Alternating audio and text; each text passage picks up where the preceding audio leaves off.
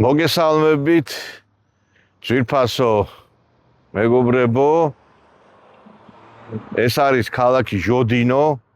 ეს არის ქალაქი სადაც უშვებენ აი ამ დიდ მანქანებს და ეს არის სიამაყე აი ამ ქალაქის და აწერია კიდევაც наша гордость и слава создателям карьерным самосвалов და ეს არის საწარმო, სადაც 9000-მდე ადამიანი მუშაობს. დღეს ბელორუსში ყველა ის საწარმო, რომელიც მუშაობდა საბჭოთა ეპოქაში, არის შენარჩუნებული. 9000 ადამიანი მუშაობს, მაგრამ ადრე უფრო მეტიც მუშაობდა. და წარმოგიდგენია 9000 ადამიანი იღვიძებს დილით ყოველ დღე და მიდის აი ამ უზარმაზარ საწარმოში და შემდგომში ბრუნდება სახლში და შემოაქვს ის დოვლათი ხელფასი სახით და აი ამით არის საამაყო ბელარუსი რომ ამ ქვეყანამ შეძლო ყველა სირთულის გადალახვა. დღეს მე მინდა ვისაუბრო იმ თემებზე, რომლებზეც თქვენ აი ამ რამდენიმე დღეა წერთ სამსახურებთან დაკავშირებით, როდესაც მე გავაჟღერე ინფორმაცია იმის თაობაზე, რომ იყო პროექტი და არის პროექტი ესეთი ბელორუსის პრეზიდენტი შეხვდა უზბეკეთის პრეზიდენტს და ამ შეხვედრის შემდგომ გადაწყდა რომ რამდენიმე 1000 უზბეკი უნდა ჩამოსულიყო და სხვადასხვა სასოფლო-სამეურნეო დანიშნულების ობიექტებში უნდა დაეწყოთ მუშაობა. ჩვენო დეფიციტი გვაქვს ლუკაშენკომ ამ მიმართულებით და მე ძალიან მინდა რომ უზბეკები ჩამოვიდნენ. და პრობლემები შეიქმნა ახლა ამ მიმართულებით ის რომ რაღაცა პირობები არ მოეწონა, ჩვენო აღარ გვინდაო აქო, ამიტომ უკან დაბრუნება სითხოვე და მე ვთქვი კიდევაც ჩემს გუშინდელ გამოსვლაში, რომ კარგი იქნება ჩვენი სახელმწიფოთა შორისო ურთიერთობების შედეგად, თუ კი მაგალითად ქართველები ჩამოვლენ და იმუშავებენ. ეს არის სახელმწიფოთა შორისი საკითხი და სვიტოვა место пусто не бывает, ნათქვამია და ადგილებს რაც შეიძლება რომ ადამიანები დასაქმდნენ, კარგი იქნება თუ კი ქართველები მართლაც მიიღებენ მონაწილეობას და დაიწყებენ მუშაობას. მე მინდა გითხრათ, რომ დღეს საქართველოში არის სამწუხაროდ სამუშაოების პრობლემა და კარგი იქნება თუ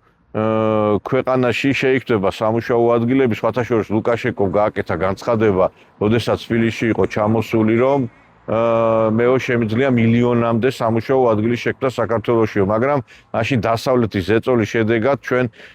ეს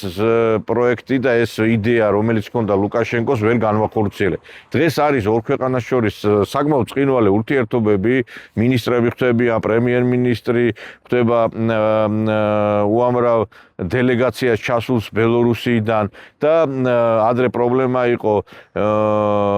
წვრებათა სიგელის გადაცემასთან დაკავშირებით ბელორუსის ელჩი ვერ ასრულებდა საქართველოში თავის უფლებამოსილებას, დღეს ეს პრობლემა მოიხსნა, ისევე როგორც თავად ბელორუსში უკვე საქართველოს ელჩის მიმართულებით და შორს არ არის ის დღე, როდესაც უკვე ორი ქვეყნის ლიდერი ჩვენი ქვეყნისა შეხვდება ერთმანეთს, ალექსანდრე ლუკაშენკო და ჩვენი ქვეყნის პირველი პირი ასევე და მე ერთი რამე უნდა გითხრათ, აი ბევრი მწერთ ეხლა და ყველა სათითაოდ მე ვერ გაგცემთ პასუხს, იმიტომ რომ უამრავი ზარი, უამრავი შეტყობინება შემოვდის. როგორ შეიძლება დღეს სანამ აი ეს პროექტი დაიწყება სახელმწიფოთა შორისი სამუშაოს მოპოვება ბელორუსში. უამრავ საწარმოს აქვს გარკვეული მოთხოვნა სამუშაო ადგილებთან დაკავშირებით. თქვენ ძალიან მარტივად შეგიძლიათ თქვენი რეზიუმე გააგზავნოთ ამა თუ იმ კონკრეტულ დაწესებულებაში და ასეთ დაწესებულებები ბევრია და განაცხადოთ, რომ თქვენ გინდათ აქ სამუშაოს დაწყება. შემდგომში თქვენ მიგიწევენ გაგიკეთებენ შესაბამის ვიზას, იმიტომ რომ ბელორუსში მხოლოდ 90 დღით ყოფნის უფლება გაქვს. ისიც 30 დღე, როდესაც იქნები ქვეყანა, შემდგომ უნდა დატოვო და შემოხვიდე. არ მეტეს 30 დღისა გაქვს უფლება და საერთო ჯამში წელიწადში 90 დღე, მაგრამ როდესაც შენ დამსაქმებელი აგიყვანს სამსახურში, ის გიკეთებს უკვე სამუშაო შესაბამის ვიზას და შეგეძლება ამ ქვეყანაში განახორციელო საქმიანობა, შრომითი საქმიანობა. და ამიტომაც ეხლა აქ ჩამოსვლას და აგზიება სამსახურის ჯობია, რომ დღეს სოციალურ ინტერნეტის მეშვეობით ამა თუ იმ ყველა საწარმოს აქვს თავისი საიტი, თავისი ელექტროპოსტი და გააგზავნოთ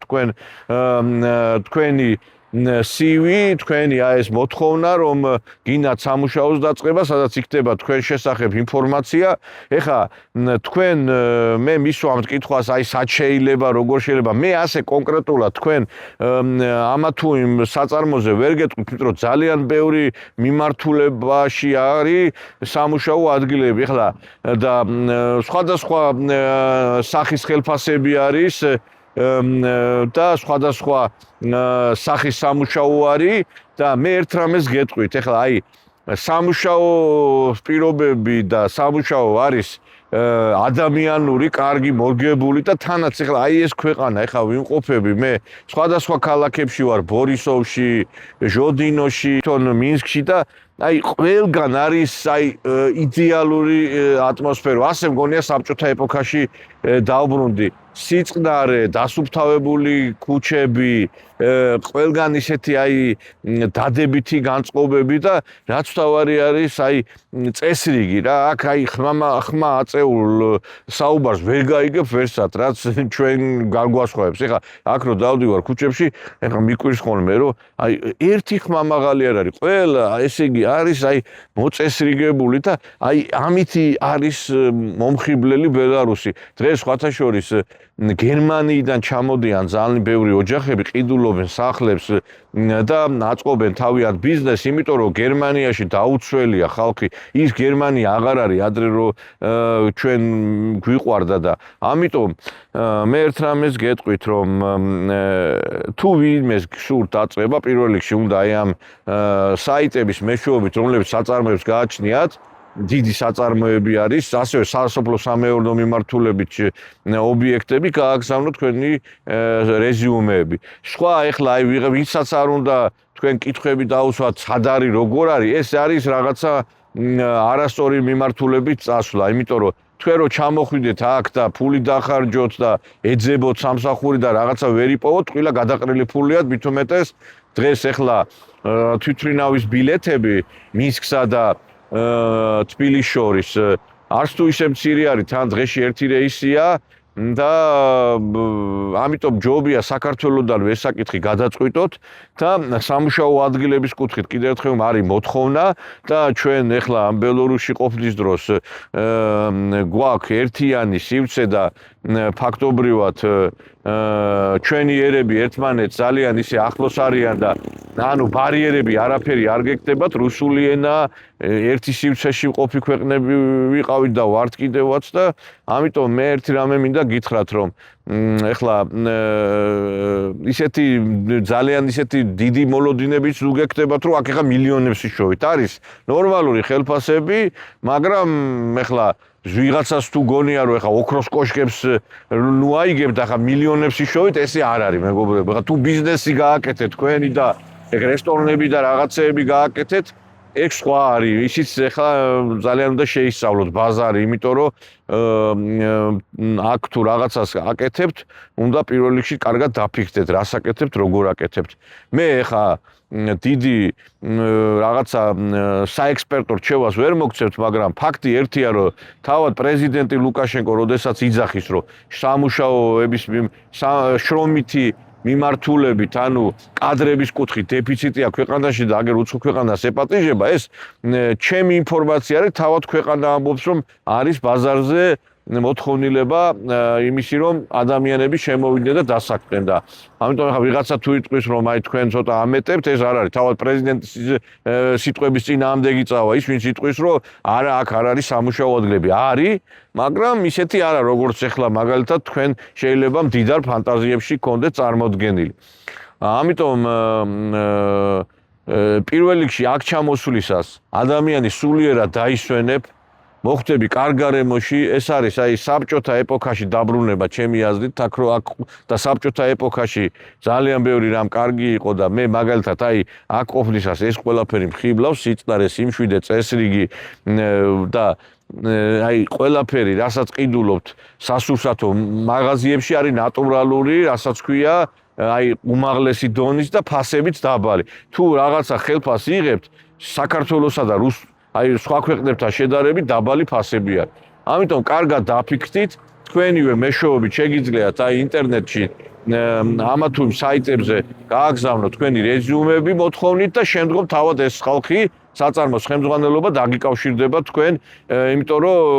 ესე არის საერთოდ აწყობილი სისტემა. თუმცა შეგიძლიათ კიდე თუ ახლა გააქვთ საშუალება ჩამოხვიდეთ ქვეყანაში იცით სადაც მიდიხართ თქვენივე მეშვეობით მაგრამ ყველაზე უპრიანი იქნება ის გზა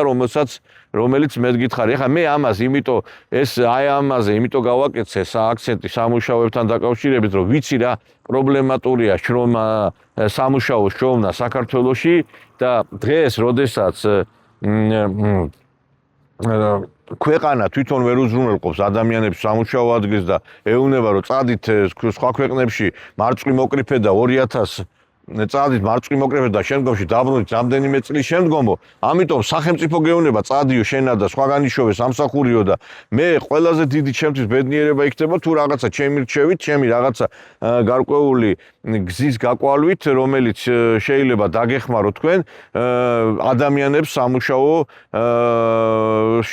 სამუშაოს მოძებნაში დავეხმარო აქედან გამომდინარე ვფიქრობ რომ რაღაცა მე მგონი რომ სწორი გეზი მოგეცით და დანარჩენი თქვენზე არის დამოკიდებული ჩემო საყვარლებო, ჩემო ულამაზესო და ჩემო შრომელო ხალხო. აბა კარგად და იმედია რომ ჩვენც მალე გვექნება ისეთ ქვეყანა როგორც ბელორუსია.